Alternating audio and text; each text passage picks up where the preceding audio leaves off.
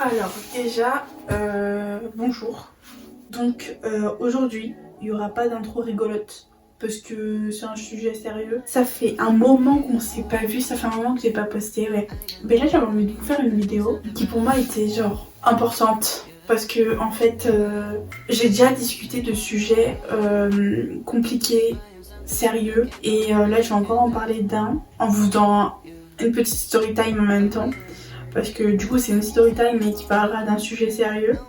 Et en fait je pense qu'il y a trop de choses que les gens se permettent qui ne devraient pas se permettre. Au collège, à la fac, trop de choses que les gens se permettent. Le harcèlement, le manque de respect, créer des rumeurs, la méchanceté, le vice. En fait toutes ces choses là, normalement, surtout à nos âges, à la fac, ça devrait même pas avoir sa place. Parce que en fait t'es là, tu te prépares pour aller créer ta vie, avoir ton emploi, être la personne que tu seras au travail. Et il y en a encore qui sont confondus, qui sont mélangés, qui sont là. Oh mais attends, on va un peu agir comme si on était au collège, ou même voire même en primaire. Alors que non, non, t'es là, t'as passé la majorité, t'as presque 20, pour certains t'en as 25, pour d'autres t'en as, il y en a qui ont 18, 19, mais en fait à ce stade-là, tu devrais avoir une certaine maturité qui fait que on sait que t'es un jeune adulte, prêt à devenir adulte, et à partir dans le monde du travail, tout ça, dans la vraie vie en fait. Et il y en a plein qui sont pas du tout prêts pour ça. En fait, je suis pas d'accord avec comment agissent certains. Je veux pas laisser passer une fois, deux fois, trois fois, au bout de la quatrième fois. Ça suffit les gars, on arrête les conneries, hein. On se concentre et on devient un adulte. On va partir sur le story time, sur les rumeurs à la fac.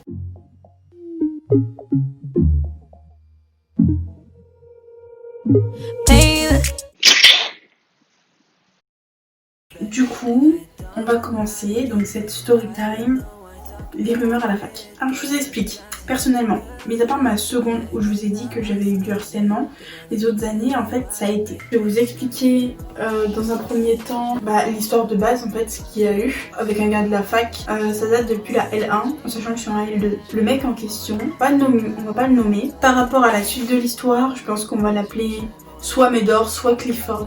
Au choix, mais moi j'aime bien Clifford parce que c'est un gros chien. Voilà.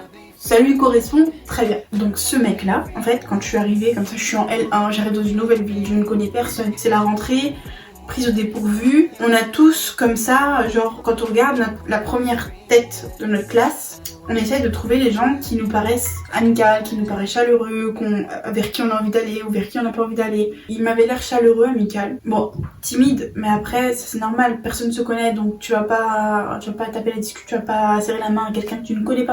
Jusque là, tout va bien. Moi déjà, faut savoir que je suis au couple à ce moment-là. De toute façon, je regardais juste la globalité de la classe. Je regarde les têtes qui me paraissent amicales, j'en vois plusieurs, dont Monsieur Clifford. L'année passe un peu, une fille dans ma classe qui vient me parler. Du coup, en fait, on a sympathisé, on est devenues copines. Nous, on débarquait. Moi déjà je débarquais de Paris de base. Laetitia, ma pote, débarquait. Et du coup on s'est retrouvés. Il s'avère qu'on a matché parce qu'on s'en fout un peu tout. On est là, si on passe du bon temps avec les gens tant mieux. Si on passe pas de bon temps avec les gens tant pis, tu vois.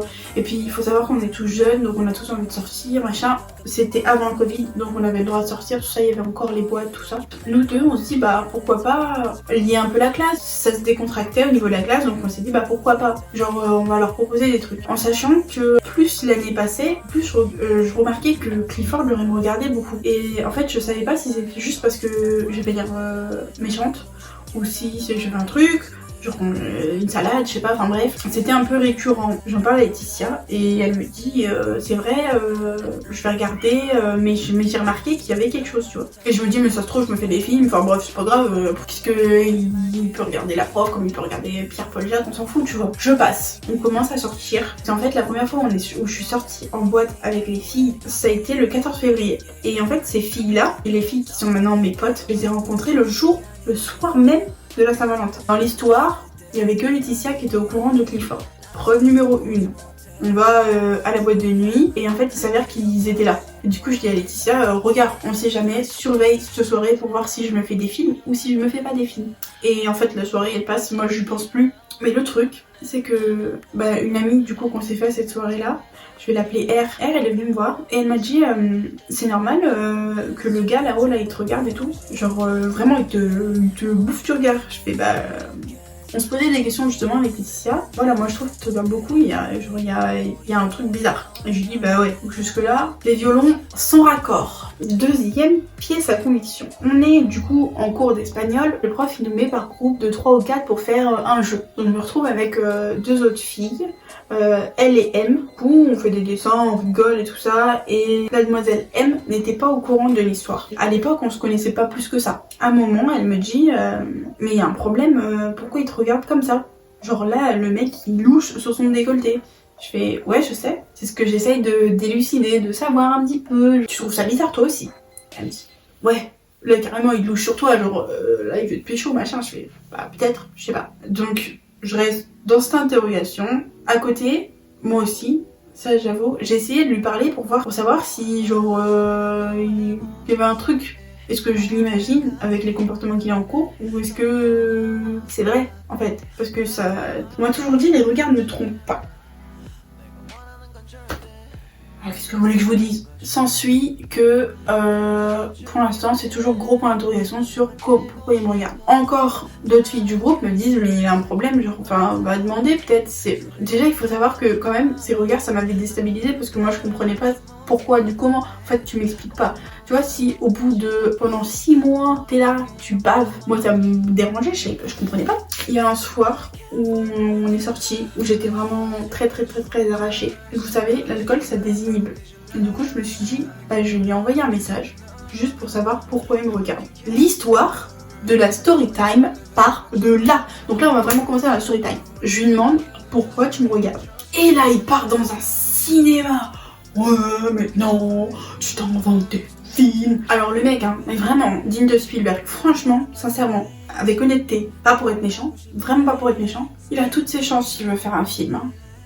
Je lui dis, t'arrêtes pas de me regarder, enfin c'est bizarre, la situation genre elle me dérange, genre qu'est-ce qu'il y a? Et il me dit qu'il sait pas d'où je sors ça, il a pas l'impression de m'avoir regardé plus que ça. Donc jusque là, bon, ok, si tu veux. Sauf que, mais alors là, t'as des problèmes, faut aller voir l'ophtalmo mon petit.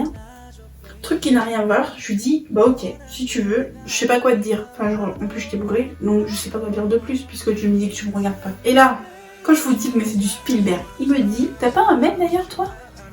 Alors ça, en fait, ça on appelle ça du vice. On appelle ça du vice. Du vice. Vous voulez savoir pourquoi c'est du vice? Parce que le mec il me dit qu'il me regarde pas, donc ça veut dire qu'il a aucun intérêt pour moi, ça en découle.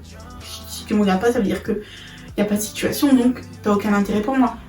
Alors pourquoi tu viens me demander si je suis en couple? C'est calculé, je vous dis c'est calculé au mot près. Alors après il me dit qu'il me dit ça parce que mon mec regardait ses stories. Alors oui, il faut savoir que moi je suis quelqu'un d'honnête quand je suis en couple. Et en fait je lui ai parlé de ce que je trouvais bizarre à mon copain. Je lui ai dit ouais il y a des trucs bizarres et je veux bien avoir ton point de vue, enfin mon ex du coup, je veux bien avoir ton point de vue masculin. Il me dit si t'as un mec, logiquement le regard des autres ne t'intéresse pas. Soit. Mais putain, t'es dans ma classe, je te vois tous les jours, je vois ta sale tronche tous les jours, qui est en train de loucher. On me dit A, B, C, Z. 10 000 personnes me disent que t'es en train de regarder. Alors arrête de me prendre pour une conne, genre. Allô? Arrête de mentir. Je lui ai dit que j'avais cru voir quelque chose, mais que bref, laisse tomber. Le mec, si vraiment je le saoule, qu'il est pas intéressé, qu'il a quelqu'un, sur du moment où je lui dis bon, bref, on a fini là quoi, enfin, y a plus rien de plus à dire, tu me dis que tu me regardais pas, ok, soit. Non, il surenchérit. Tu pensais que j'étais intéressée par toi? Alors à ce moment, t'as un œil de verre et en fait l'autre œil il regarde là où il faudrait pas regarder, je sais pas, il y a trop de trucs, je sais pas. Je me pose des questions. On se pose des questions, la planète, l'univers se pose des questions, donc je rigole. Et du coup, je lui dis d'arrêter de faire son cinéma, genre, dis-moi la vérité, En fait, qu'est-ce que ça te coûte de me dire la vérité? Genre, là, c'est entre toi et moi dans les messages. Du coup, je lui dis que je l'ai cerné, qu'il manque encore d'honnêteté. Il me défend mordicus, qu'il n'est pas intéressé. Je lui dis non, sois franc, ça m'énerve. Sois vraiment franc, en fait. Et en général, mon intuition, elle me fausse rarement. Surtout, vous savez, quand vous avez... ça, c'est des réactions humaines et infantiles. Et en fait, dans cette classe, c'est pour ça que je dis que les gens manquent d'honnêteté. Et ça me brise. Parce que c'est vraiment, genre, on vit vraiment dans un monde malhonnête. Quand vous avez les gars qui vont être là, ah ouais, Clifford, franchement il est trop bien habillé, oh mais regardez-le comment c'est un PSG. Quand je suis en train de passer à l'oral à côté de lui, parce que la prof nous a mis ensemble, vous êtes en train de crier des trucs comme ça, alors soit vous voulez juste saucer votre pote pour qu'il se sente mieux, soit c'est aussi pour interpeller. Quand il s'assoit à côté de moi, vous faites du boucan. Enfin, plein de trucs comme ça, en mode il est devant, je vais être assise sur la rangée du milieu, vous êtes derrière, vous allez crier son prénom fort pour qu'il se retourne et que on se regarde. Enfin, plein de gamineries comme ça, mais qui laissent entendre, c'est de le faire remarquer, je fais du bruit, machin, parce que ça me met mal à l'aise, mais en même temps c'est pour le faire un peu, tu vois, prendre du terrain. Donc, ces comportements-là, pas à moi. On me dit pas à moi que c'est faux. Tu m'as pris pour un lapin de 3 semaines ou quoi? Ou comme un moment on va voir un des gars de son groupe et on leur propose de sortir en boîte genre ce jeudi. Et du coup on lui propose et on lui dit bah vas-y préviens les gars et puis comme ça on sort tous ensemble. Et la première chose qu'il dit c'est ah mais tu sais que Clifford il a une compétition, il peut pas sortir, il peut pas boire parce qu'il faut qu'il reste bien pour ses cours. Ok, bah du coup demande à un tel, à l'autre, lui je l'aime bien, il est gentil, demande aux autres quoi. Ouais, je vais essayer d'en parler aux autres, mais en tout cas Clifford il pourra pas être là. Oui, d'accord monsieur. On a compris que ton pote, le gros chien rouge, il pourra pas être là. Arrête-toi, ça suffit. Du coup là il commence le gros cinéma, les gros violons. Ouais, mais tu te crois trop fraîche, t'es pas mon style. Ça arrive de pas plaire à quelqu'un, hein. Alors ça, mais c'est un culot, une audace. Après, il me dit, mais il y a 0 jeu. Alors le pire, c'est que moi, quand il est en train de me sortir sa sérénade, il me dit, mais tu te crois fraîche ou quoi? Je lui dis, mais je te jure que non. Genre, enfin, c'est pas du tout ce que je dis. Mes phrases n'ont rien à voir avec ses phrases. Je lui dis, tu veux pas comprendre ce que je veux dire? Il me dit, mais il y a 0 jeu, on s'est jamais parlé en vrai, que pour les cours, Morane, arrête tes bêtises. Vas-y, si tu veux. Allez, d'accord. C'est ce que j'ai répondu. MDR, tu me fatigues. Je te dis si tu veux, allez, d'accord. Stop! Stop! Right now! Stop! Non, il stoppe pas. Après, je lui dis, laisse tomber, je perds mon temps. De toute façon, ça m'étonne même pas. Enfin, genre, en mode... Stop. Vu le personnage, on arrête les dégâts ici. Mais si j'aurais jamais été intéressée, je te l'aurais dit. Je vois pas où est le problème. Je lui dis mais faut que t'arrêtes ton vice. Genre, faut que vous arrêtez votre vice. Je suis juste franche. Non mais là tu te rends compte que drama queen. Et quand je lui dis en fait je vais te laisser parce que ça me saoule, j'aime pas m'embrouiller, ça me gave. En plus ça me tape sur le système d'une puissance. Donc je lui dis bref j'arrête là, je perds mon temps, t'as raison. Mais t'es une forceuse wesh, j'ai jamais vu ça. Je te laisse tranquille. C'est moi qui dis ça. Je te le dis cash, tu m'intéresses pas et tu continues. Je te dis que je veux couper la conversation, que je vais te laisser tranquille et que je perds mon temps. Et toi tu me dis, je te le dis cash et tu continues. Mais quel scénariste! Mais quel grand Spielberg! C'est dingue ça! C'est dingue! C'est dingue. Après il me lâche en lettres capitales. Mais c'est ma pensée, je le sais mieux que toi, ouais, c'est un truc de dingue. Alors que je lui dis ce que tu veux, d'accord. Et il me lâche. Tu veux que je sois méchant pour que tu comprennes, ouais? Tu me rends fou toi aussi. Bref, je perds mon temps, allez, ciao! Il me dit, wesh, mais quoi? Ça fait 10 messages que je te dis que je veux me casser toute conversation, que je vais arrêter de te parler, que je vais arrêter de te répondre parce que ça me casse. Et toi, t'es là, tu fais ton cinéma Spielberg, là, à 2 francs, là, Spoilberg. Et tu continues. Mais c'est effarant. Donc la suite, c'est, du coup, Mars, confinement. Déjà le lendemain de cette soirée, j'étais mais au max de l'énervement quand j'étais en cours et j'avais juste une envie, c'était de lui dégommer sa gueule. Déjà la violence ne résout pas tout.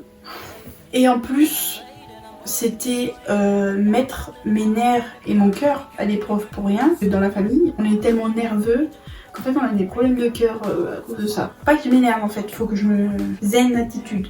Sauf qu'on sait pas faire ça chez les Barros. Il en va que on commence la deuxième année, donc L2. Il y a quelques mois, je me sépare. Je comprends même pas encore. Mais mes potes, elles avaient tellement raison. Je comprends même pas pourquoi encore j'ai réussi à voir encore quelque chose en lui, tu vois. Parce qu'il m'avait fait quand même de la peine. Et du coup, j'ai eu de la pitié pour lui. Et quand je l'ai revu à la rentrée, je me suis dit, bon, c'est bon, maintenant les griefs sont passés. Et on va pas non plus rester énervé sans 7 ans. Et quand je viens célibataire, et ben en fait, je me dis, il est toujours beau en fait. Enfin, c'est pas parce qu'on a eu une dispute qu'il va être devenu moche.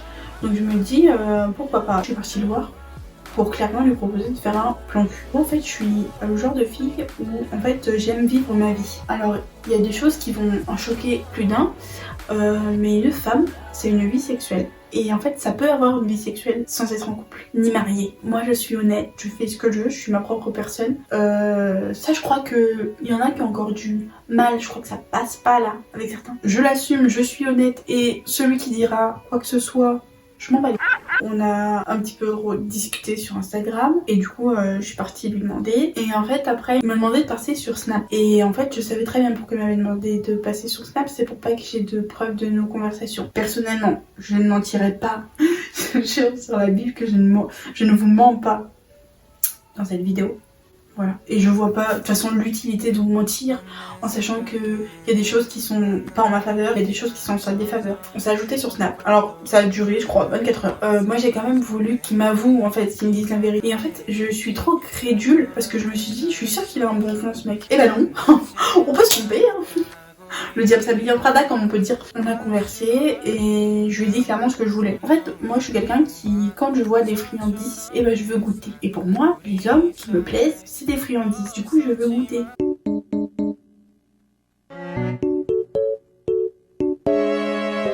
Pas chercher plus loin et il n'a pas voulu me dire la vérité, enfin la vérité que je pense être la vérité. Après peut-être que je me suis fait des films, je sais pas, mais en tout cas pour moi ça me paraissait un peu trop gros pour que je me sois fait des films à 100%. Je lui ai dit bon en tout cas moi là je te prends juste pour voilà, et si ça t'intéresse bah tu me le dis sans forcément penser à est-ce que les gens ils vont le savoir, est-ce que la classe va le savoir, faut pas que la classe elle le sache. Chut, chut. Et le mec il m'a dit oui non mais tu sais on est dans la même classe, c'est moyen, puis tu vas le dire à tes potes. Non, quoi, tu veux maintenant que j'aille en parler? T'as si chaud au cul, je sais pas.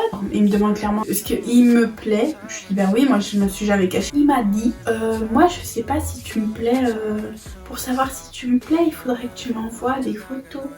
Des photos de quoi à votre avis? Des nudes. Donc il me dit ça, après je dis, ok. La finalité de cette discussion de Snap, ça a été que, bon ok, allez, next. Gigolo, un jour, gigolo. Toujours. De là, l'eau a coulé sous les ponts encore. Je me rapproche de quelqu'un qui est dans notre fac. Je commence à flirter avec ce gars-là, que j'appréciais vraiment beaucoup. Et en fait, on avait un super bon feeling. Et du jour au lendemain, on s'est plus vus. Mais en fait, il s'avère que Clifford avait été parler à la personne que j'aimais bien, qui a craché son venin. Et du coup, ça l'a refroidi le mec en question. Et donc, il a arrêté de me parler. Je sais pas si vous voyez jusqu'où va le vice. Ça en va au point où tu sais que je fréquente quelqu'un, tu m'aimes pas, tu me trouves pas belle, je ne t'intéresse pas. Mais tu vas voir la personne que je fréquente pour lui dire pia pia pia pia pia pia pia pour que cette personne arrête de me fréquenter. Et ça t'apporte quoi quand tu fais ça pour autour encore me tourner en dérision et encore être méchant, mauvais et encore être l'ordure, la raclure que tu es? Où est le principe? Soit je suis débile, soit je suis très naïve, soit je comprends pas le concept de la vie et je suis peut-être pas assez méchante par rapport à comment se comportent les gens. Et donc pour finir, c'est l'histoire qui s'est passée du coup cet après-midi. On a un cours d'italien. Je sais très bien comment se comporte ce Clifford vis-à-vis de certains cours. Il ne montre aucun intérêt, il doit faire certainement autre chose que les cours. Quand on est en partiel, il triche. Quelqu'un qui chie et pisse à l'arrêt des profs. Il y a un truc, moi c'est que j'aime pas la malhonnêteté, j'aime pas l'hypocrisie, et j'aime pas les menteurs. Ça a été un peu la goutte de trop. Je vois qu'il se fout un peu de la gueule de la prof d'italien en lui écrivant en italien, alors que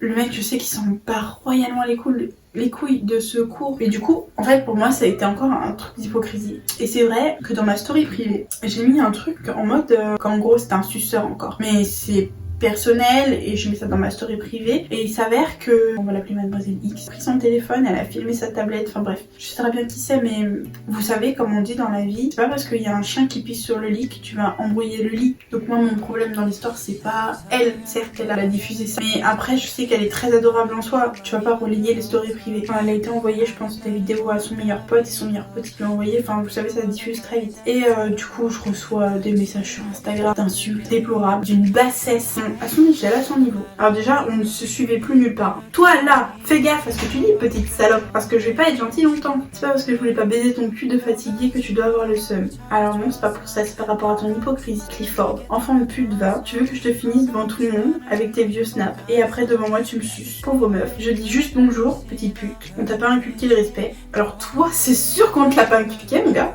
Dis-moi bonjour quand tu vas me voir à la fac, tu vas voir le point claque que je vais te mettre. Tu vas voir quand tu seras en face, ta grosse bouche là. Alors là, c'est l'hôpital qui se fout de la charité. Parce que Boostiflore là, non merci. Après je lui dis tu me fatigues. Il m'a dit allez dans une semaine, t'inquiète même pas. Je m'inquiète pas. Tu veux qu'on se fasse une bouffe, une raclette? En fait c'est vous savez comme on dit sur la twittosphère, c'est de la tiny dick energy. Parce que des façons de réagir comme ça, des façons de parler comme ça, t'insultes mais t'es vulgaire. Puis ta bouche qui crache du caca là, vraiment ta bouche qui crache du caca à chaque fois que tu ouvres la bouche, c'est effarant. Enfin bref, voilà la story. Mais en fait c'est pour vous dire que les gens, ils se créent un monde, ils inventent des rumeurs sur les gens, et ils se créent une image, ils se créent un personnage digne de cinéma. Et là ça me déroute. Et quand t'as 20 ans, en fait là t'es censé te diriger vers ta vie d'adulte, pas régresser vers ta vie de collège ou de lycéen. Et puis en même temps j'avais envie de marquer en fait le fait que j'ai une autre manière moi aussi de t'afficher, parce que il est quand même parti m'afficher pendant le cours d'italien. Dans le chat il était là, alors Morane t'as pas de connexion? Puis tous ces lèche-boules là qui étaient là, ouais, rigolez bien. Bah bon, on verra qui rira le dernier. Parce que moi je suis honnête, moi j'ai assumé du début à la fin. On va arrêter les ondes négatives et on va se dire salut, à la prochaine. J'espère ou je n'espère pas vous faire une autre story time. Sur ce, j'espère que ma vidéo vous aura égayé votre petite journée et que ma story time vous aura fait plaisir. Je vous aime, bisous bisous. Bye bye.